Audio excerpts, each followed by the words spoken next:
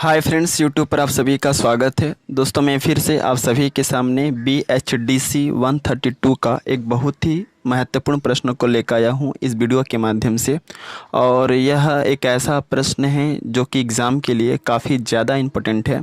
और यह प्रश्न जो है प्रीवियस ईयर की परीक्षाओं में पूछा गया है और इस बार भी एग्ज़ाम में आने की संभावनाएं 100 में 110% है। तो मैं आप सभी से रिक्वेस्ट करता हूं कि आप इस प्रश्न को ज़रूर पढ़ के जाइए। ओके, तो आइए प्रश्न पढ़ते हैं और इसका आंसर मैं बताऊंगा और 100% श्योर हूँ कि मैं इसका आंसर जो है आपको समझ में आएगा। ओके, तो प्रश्न एग्जाम में आता है कि भक्ति काव्य की प्रमुख प्रवृत्तियों का वर्णन करो।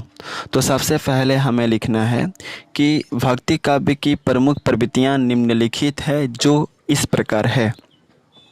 ओके, इसके बाद पहला हेडिंग देना है, लिखना है ईश्वर के प्रति अपार प्रेम। हेडिंग देने के बाद लिखना है कि भक्ति काव्य की सबसे प्रमुख विशेषता यह है कि इस काल के जितने भी कवि थे उन कवियों ने अपने रचनाओं के माध्यम से, अपने रचनाओं के द्वारा ईश्वर के प्रति अपार प्रेम व्यक्त किया है। क्या लिखेंगे कि भक्ति काव्य की सबसे प्रमुख विशेषता यह है कि इस काल के जितने भी कवि थे उन सारे कवियों ने अपनी रचनाओं के द्वारा, अपने काव्यों के द्वारा ईश्वर के प्रति अपार प्रेम को व्यक्त किया है। इसके बाद दूसरा हेडिंग है, वह है समानता का भाव। इस हेडिंग के अंतर्गत हम लिखेंगे कि भक्ति काल के काव्य की सबसे प्रमुख विशेषता यह है कि इस काल में जितने भी कवि हुए थे उन कवियों ने अपनी रचनाओं के माध्यम से समाज में समानता का भाव को दिखलाया है। अर्थात समाज में सभी व्यक्तियों को समान रूप से दिखने का लोगों से आग्रह करते हैं। कहने का मतलब यह है कि जितने भी भक्तिकालीन कवि थे उन कवियों ने अपने रचनाओं के माध्यम से, अपने ग्रंथों के माध्यम से समानता के भाव को दर्शाया है। उनका मानना था कि समाज में रहने वाले सभी लोग एक ही ईश्वर के संतान है, इसलिए सभी को समान रूप से, समान भाव से आदर करना चाहिए। इसके बाद है गुरु की महिमा। इस हेडिंग के अंतर्गत हम लिखेंगे कि गुरु की महिमा भी भक्ति काल के काव्य की सबसे प्रमुख विशेषताओं में से एक है, क्योंकि इस काल के कवियों ने अपने जीवन में गुरु के महत्व को सबसे ज़्यादा प्रमुख स्थान दिया है। उनका मानना है कि जीवन में गुरु के द्वारा ही हम सत्य मार्ग पर चल सकते हैं और हमें मोक्ष की प्राप्ति हो सकती है। ओके, इसके अंतर्गत क्या लिखेंगे कि गुरु की महिमा भी भक्ति काल के काव्य की सबसे प्रमुख विशेषताओं में से एक है, क्योंकि इस काल के कवियों ने अपने जीवन में गुरु के महत्व को सबसे ज़्यादा प्रमुख स्थान दिया है। क्यों? क्योंकि उनका मानना था कि जीवन में गुरु के द्वारा ही हम सत्य मार्ग पर, सद्मार्ग पर चल सकते हैं, अग्रसित हो सकते हैं। इसके बाद आता है अहंकार का त्याग।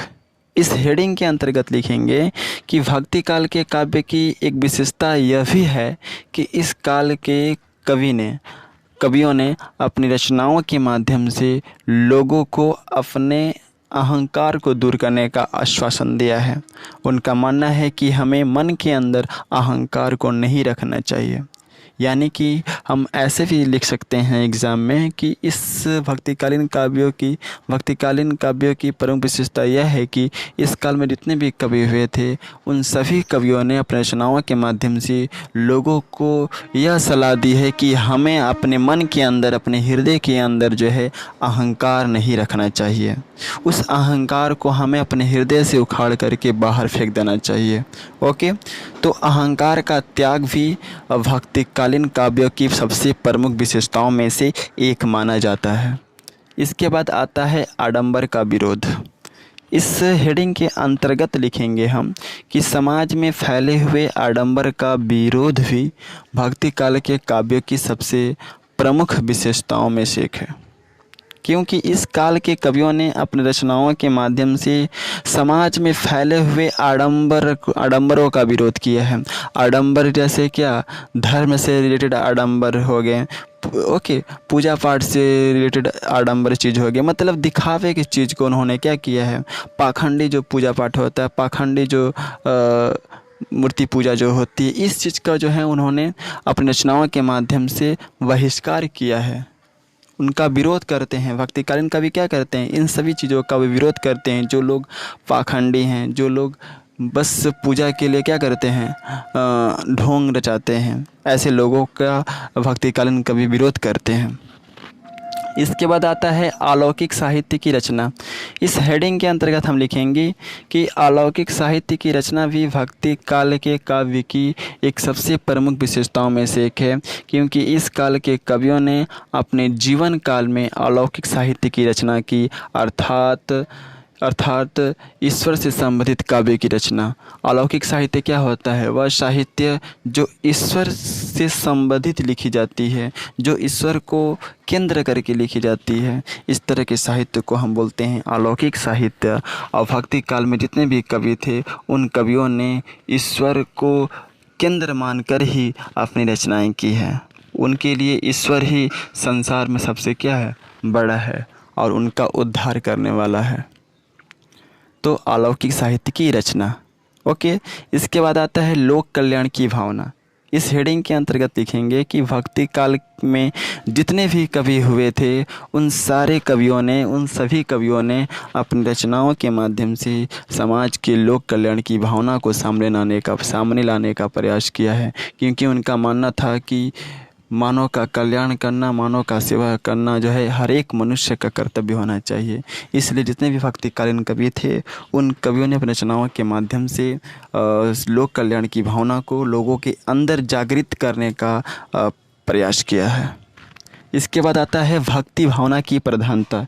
ये बहुत ही मोस्ट इम्पोर्टेंट हेडिंग है और काफ़ी ज़्यादा इम्पोर्टेंट है। इस हेडिंग के अंतर्गत हम लिखेंगे कि भक्ति काल के काव्य की एक विशेषता है कि इस काल के कवियों ने अपनी रचनाओं के माध्यम से लोगों को भक्ति के मार्ग पर चलने का सलाह देते हैं, क्योंकि उनका मानना है कि भक्ति के मार्ग पर चल रहे मनुष्य को ही मोक्ष की प्राप्ति हो सकती है।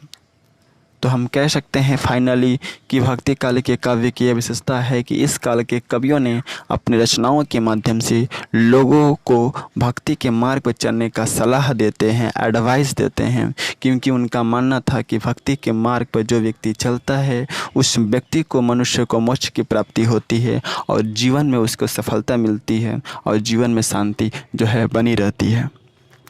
ओके। इसके बाद हम कुछ कवियों का नाम पढ़ेंगे। कौन से कवि, भक्तिकालीन कवि कौन कौन थे भाई। पहला होगा कबीरदास जी, भक्तिकालीन कवि थे।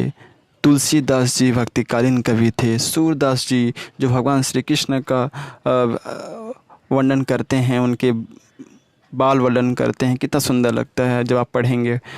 ओके, तो सूरदास जी भी क्या हैं, भक्तिकालीन कवि हैं। मीराबाई जो भगवान श्री कृष्ण की आराधना करती हैं, उनकी पूजा अर्चना करती थी, उनकी दासी बनकर अपनी सारे जीवन को बिता दी। तो ये सभी जो हैं भक्तिकालीन कवि हैं। बड़ा मज़ा आता है जब इनके बारे में हम पढ़ते हैं। तो आई थिंक जो है आप लोगों को इस वीडियो में समझ में आ गया होगा कि भक्तिकालीन साहित्य की क्या प्रवृत्तियां हैं, क्या विशेषताएं हैं। तो आपको हेडिंग के अंतर्गत ही लिखना है। आपको हेडिंग याद करके ज़रूर जाना है, क्योंकि हेडिंग याद है तो आप लिख सकते हैं बना करके। और इस वीडियो के माध्यम से यह कहना चाहूँगा कि अगर इसका PDF आपको चाहिए तो आप मेरे टेलीग्राम चैनल से जुड़ सकते हैं। मैं अपने टेलीग्राम चैनल का लिंक इस वीडियो के डिस्क्रिप्शन में दे दूँगा, जहाँ से आप डायरेक्टली उस लिंक पर क्लिक करके मेरे टेलीग्राम चैनल के मेंबर्स बन सकते हैं। और जैसे ही चैनल पे आते हैं वहाँ पर आपको मोर वीडियो मिल जाएंगे। और मैंने इस सब्जेक्ट के अलग से प्लेलिस्ट बना के रखे हैं, जहाँ पे बहुत सारे वीडियो हैं। अगर उन सारे वीडियो को देख लेते हैं ना, तो आपको किताब छोड़ने की आवश्यकता नहीं पड़ेगी। तो आपसे रिक्वेस्ट है कि वे सारे वीडियो आप जा करके प्लेलिस्ट में देख लीजिए। So best of luck for all of you for your exam and thanks for watching my video. जय हिंद, वंदे मातरम।